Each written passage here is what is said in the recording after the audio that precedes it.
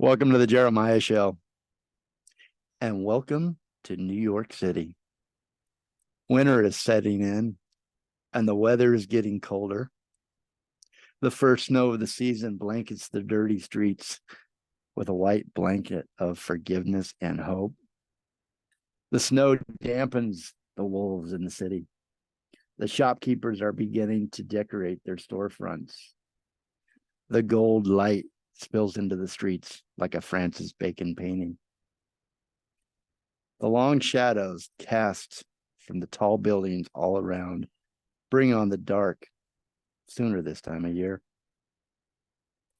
I want you to do something for me on this program, on this episode.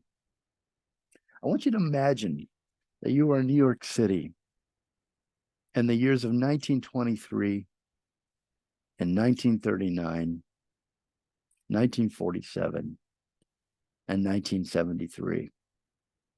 Anaïs Reno and I are going to take you back in time to when things were simpler. We want you to join us as we explore the music of Duke Ellington, Billy Strayhorn, and other jazz greats of this time period. And let the music wash away the noise. Let Anaïs' sweet voice be your guide. Are you ready? So you're at a door, and the sign says Birdland. Inside, you hear her voice, and you open that door, and you are immediately drawn in by the woman on the stage. You forget about the world outside. The door shuts behind you, and you are whisked away to that simpler time. Duke Ellington, 1923. He moves to New York City. Music in his soul, passion for life in his veins. He knew he had to make it here. The stakes were high. And the following year, he formed his own band. In 1927, that band had their first big break when the prestigious Cotton Club offered Duke Ellington and his band the job as the house band at Cotton Club. And they became well-known nationally almost immediately. You see, the Cotton Club broadcasted via radio. At the end of the 1930s, Duke Ellington began a nearly 35 collaboration with composer and arranger and pianist Billy Strayhorn, whom he called his writing and arranging companion, and the rest is history. On this episode, we are going to explore 4 songs of Duke Ellington and Billy Strayhorn from the featured album by Anaïs Reno, my special guest today. This on the eve, practically, of her new album release. The album today that we're playing is Lovesome Thing. Anaïs Reno sings Ellington and Strayhorn, featuring Emmet Cohen. This album was released in 2021 on Harbinger Records.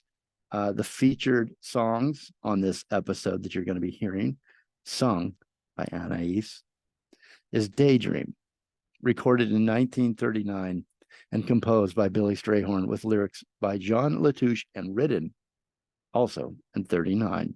It's Kind of Lonesome Out Tonight by Duke Ellington, 1973. Take the A Train by Billy Strayhorn, 1939, and recorded in 1943. And finally, All Roads Lead Back to You by Billy Strayhorn and Duke Ellington in 1947.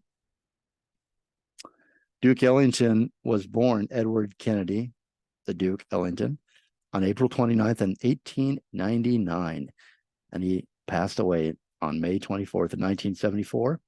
He was an American jazz pianist and composer and the leader of his jazz orchestra from 1923 throughout his entire life.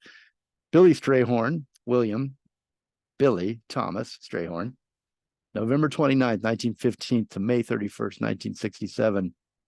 He's an American jazz composer, pianist, a lyrist, and arranger who collaborated with band leader and composer Duke Ellington, as I said, for nearly 3 decades.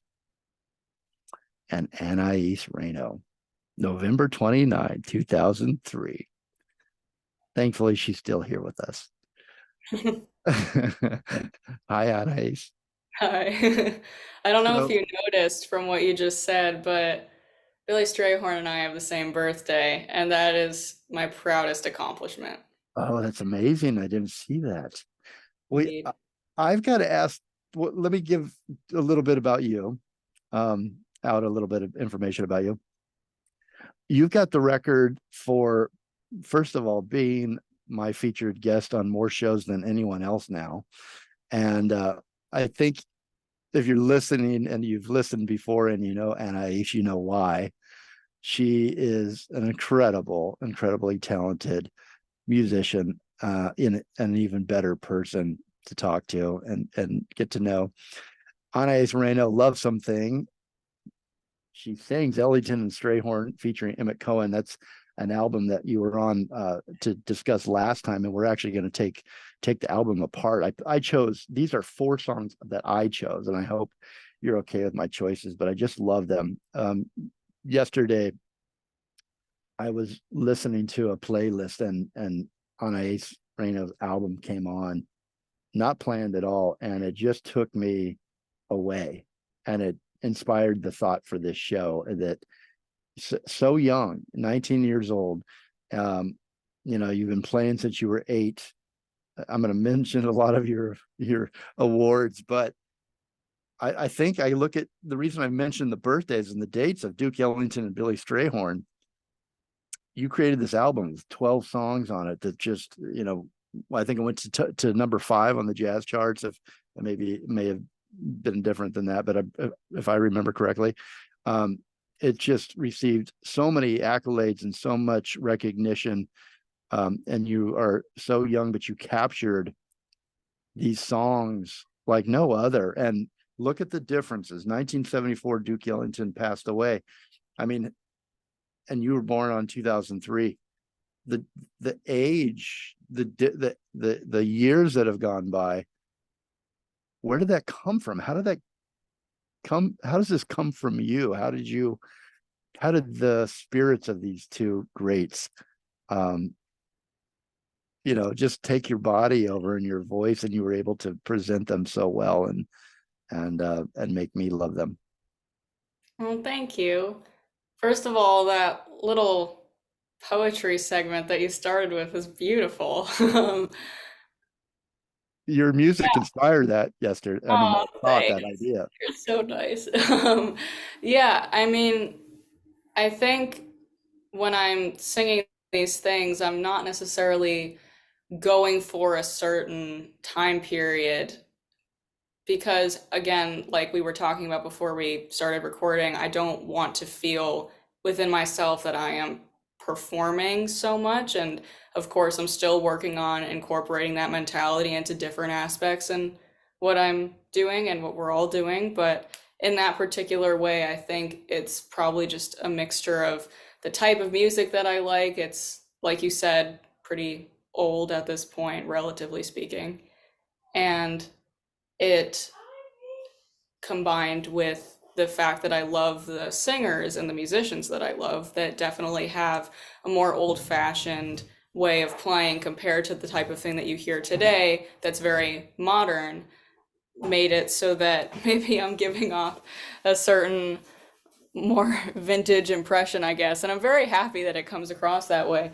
But I think that the thing that ultimately drew me to Ellington and Strayhorn so much was the fact that there's this mixture of joy and nostalgia in everything they do. It's very nuanced, it's very complex and layered in a way that, especially at the time when I was first listening to them from the ages of 15 to 17-ish, that's something that you want to feel, which is that the music that you're listening to conveys a very human and complicated existence because, I'm no exception to the whole angsty, misunderstood teen trope of we just are trying to figure something out in ourselves, and something about that music spoke to me because of the human quality that it has. And when I was listening from a nerdier perspective to the harmony and the way that it theoretically all lines up, it was just incredible to me. And it felt like if you were to open my brain, what sounds would come out. And that's what I felt would be the answer to that question. Yeah, you said that I have a very personal relationship with these songs. And you say, somehow I believe that the music of Ellington and Strayhorn understands me. That is why I want to honor it. Well, before you say anything there, you have honored it. And I think it's so important for the musicians in your age. I mean, forget your age, but you have brought back their music to a new age and a new generation. And when I searched these songs, I looked and did some research on each one of these songs, and your name came up first every time with Duke Ellington. And that must be a trip for I you had to know your no history now with Duke Ellington and shucks. Billy Strayhorn. Yeah, I mean, that's my man. I love him. So whatever association I can have musically is a dream. How do, maybe you've already answered this, but how do they understand you? Can you elaborate a little more on that? I mean, you said you'd opened if you opened Sure. I mean, let's make it, I want to be transparent. That was a very emo 16-year-old's quote. And that doesn't invalidate the truth of it, but I would potentially word things differently now. So much older 19-year-old, of course. how would you word them differently now as a mature 19-year-old, almost Mhm. 20? You're almost Oh 20. my God. Wow, so old. I think I would ultimately say that their music is very human, and I very oftentimes find myself a few years after having initially learned or heard a few of their songs, redissecting them now and finding new things in them that help me understand, oh, that's what that is. That's what that feeling is. That's what that experience is. That is a thing that people go through. They're right. And it's all in these very subtle, understated musical and lyrical decisions that they make. It's so easy to not notice it because I haven't always noticed it. I'm sure there's a million things I have yet to notice, but it's clear that every single musical choice they made was for a very specific reason. Not in a necessarily pretentious way. I'm sure there were times where they just wanted to have fun and they thought, oh, this sounds good. So they did it. And sometimes it can be that simple. But again, that's part of the whole balance that we're trying to find all the time. And that speaks volumes to me as somebody who is trying to find that balance myself. They almost felt like I heard your songs yesterday in a different way than I had. So I know what you mean. It's almost like the more you listen, the more you hear, the more they reveal themselves to you. And they were really great storytellers, weren't they? Mm-hmm. Yeah. And do you feel like you're a storyteller when you take those lyrics and those words and you shape them? Do you feel like you have the power? Have you ever thought about that, to bring those to life in unique ways with more texture, context with your voice? I think that's the ultimate goal.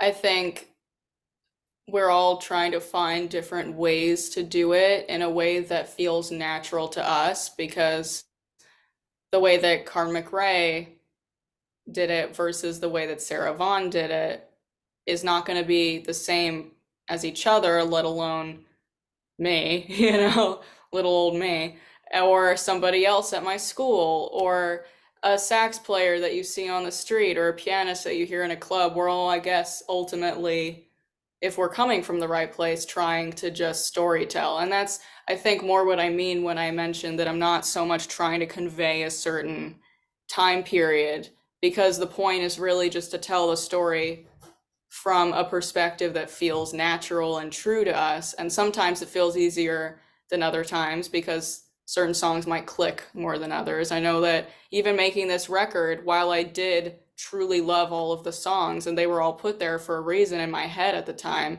there were songs where I felt, oh yeah, this one feels natural emotionally to me because it's saying something that I understand and can relate to, at least to some extent, in my 16-year-old brain.